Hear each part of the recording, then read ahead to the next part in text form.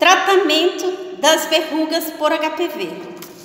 Ainda não existe a cura para o HPV. O que temos são vacinas disponíveis para alguns grupos e eu já fiz um vídeo falando sobre este assunto.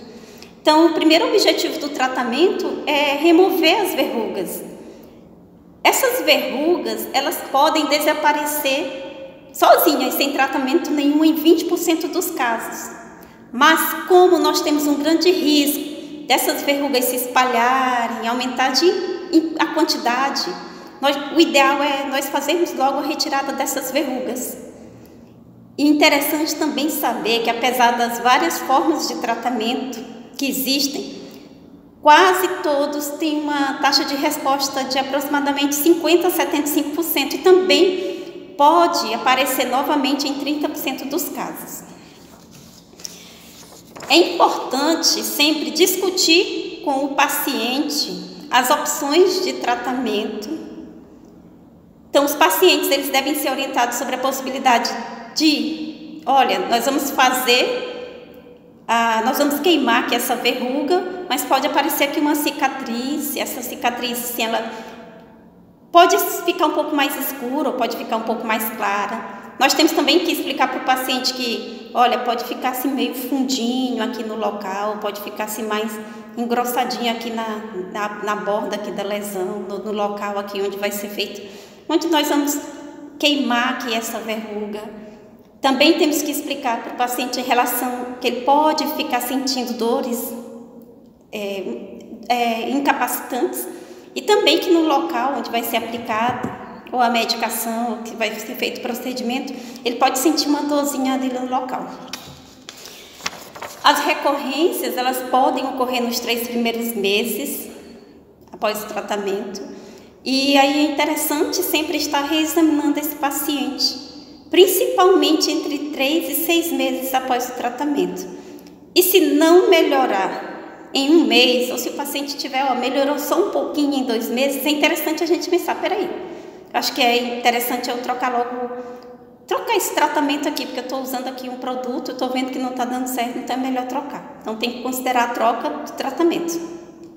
Com exceção do imiquimod, que nós vamos ver aqui, que é uma das medicações que nós vamos indicar, que o tratamento com o imiquimod ele pode demorar até 4 meses. Então vamos lá conhecer quais são essas medicações que podem ser usadas no tratamento das verrugas por HPV. Então, nós vamos começar a falar aqui sobre o ácido tricloroacético, que é muito conhecido entre os pacientes. Então, esse ácido tricloroacético é um ácido dessecante e ele pode dar no paciente uma sensação de queimação quando a gente está aplicando, de 5 a 15 minutos.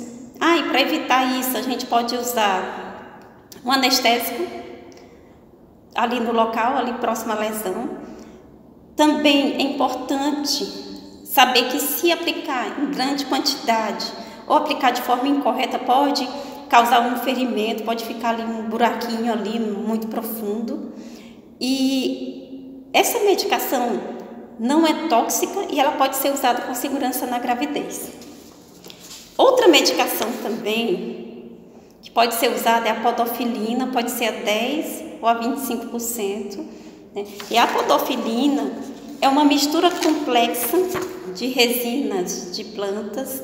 O efeito máximo aparece alguns dias após a aplicação e devido ao efeito tóxico sistêmico, neurológico, hepatorrenal e supressão da medula óssea, também a eficácia limitada, essa medicação, devido a esses 2 problemas que eu acabei de falar, ela não é considerada medicação de escolha, inclusive ela é formalmente contraindicada na gravidez. Então, a aplicação da podofilina ela deve ser restrita à área de pele queratinizada e o local deve ser lavado após 4 a 6 horas depois que aplica a medicação. E o contato com membranas mucosas provoca intensa reação inflamatória. A taxa de sucesso em 6 meses é de 20% a 40%. Outra medicação também usada é a podofilotoxina, né? Então, ela representa um avanço no tratamento das verrugas por HPV e usadas principalmente em verrugas penianas e vulvares. é efetiva e praticamente sem toxicidade sistêmica. As reações locais são comuns, né, mas elas duram pouco tempo e não são sérias.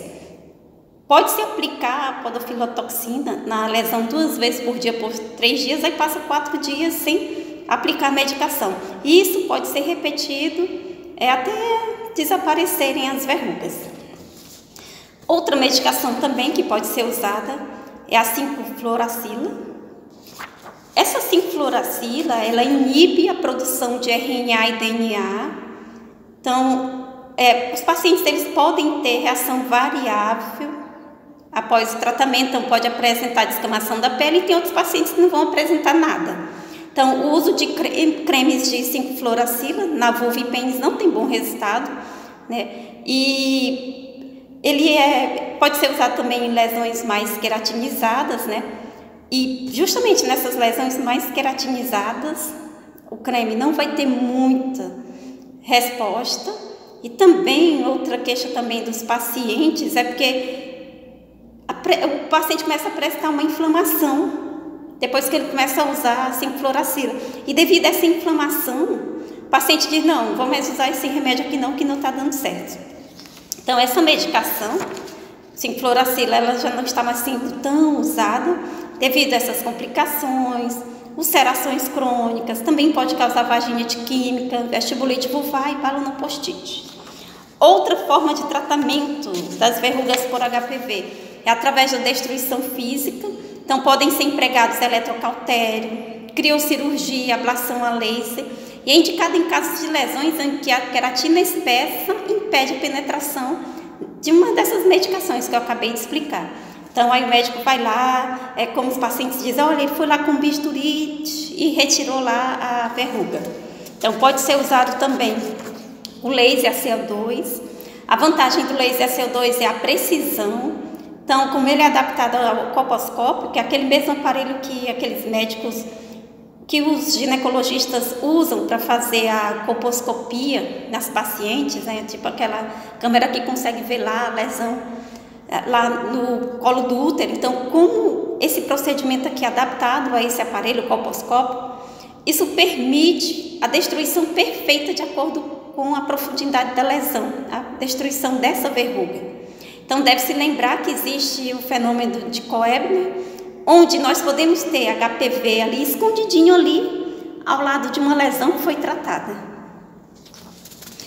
Um outro tratamento também, que pode ser indicado, é o imiquimod, que ele é indicado para a genitália externa e ao redor do ânus.